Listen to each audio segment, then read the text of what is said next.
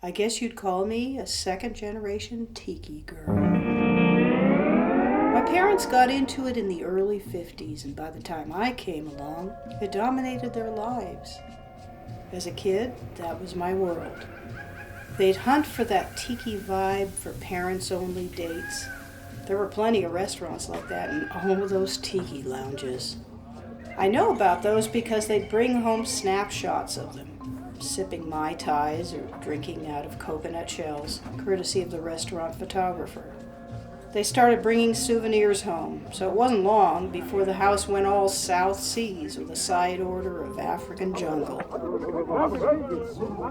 When I left home, the tiki tradition went with me to my own apartment. You know, little figurines, puka shells, and of course that dreamy island music.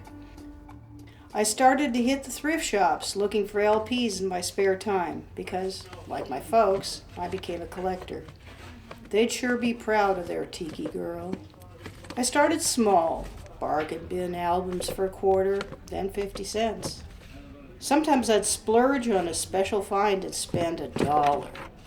You know, even Tiki Girl has to watch her budget now that she's on her own. I had the gods of exotica stuff already, of course. Soon I branched out. I'd paw through mountains of bad rock albums, show tunes by all the wrong artists, classical, pretty much everything else.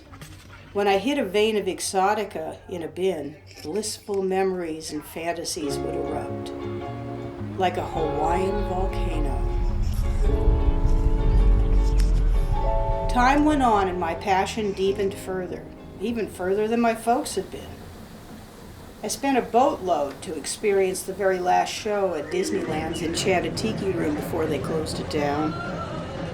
Did you know they reopened it as a really lame shadow of its former self? I visited Polynesian gardens and the like, even those overgrown and on the verge of collapse, especially after I retired. I'd climbed the ladder in IT before that, and I was earning quite a salary. I could go to tiki shows and lounges and indulge in those colorful drinks with umbrellas that I remember from my parents' grainy photographs.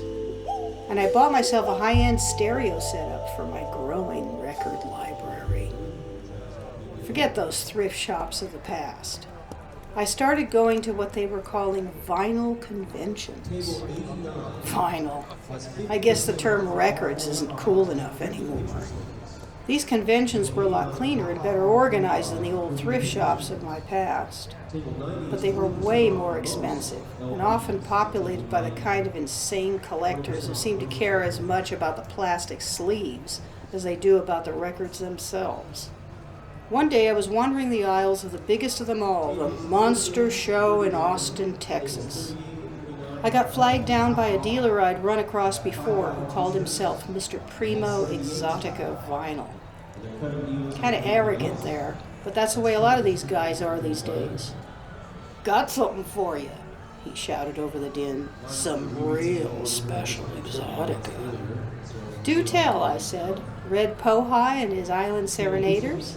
Or Peter Caligula and his Concertmeisters of Europe performing the Krakow Partita for piano and enormous orchestra. Recorded in 32-channel surround sound at the state-of-the-art Bod Gestern Concert Hall. Here, take a listen. I have my turntable set up just for you.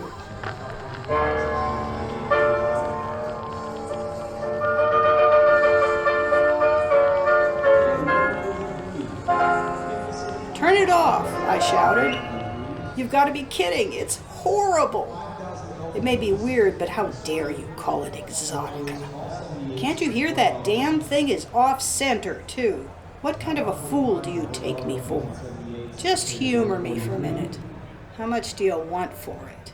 Well, it's a test pressing, mint condition, no matter what you say. For you, I'm marking it down to $95, a chance-in-a-lifetime bargain.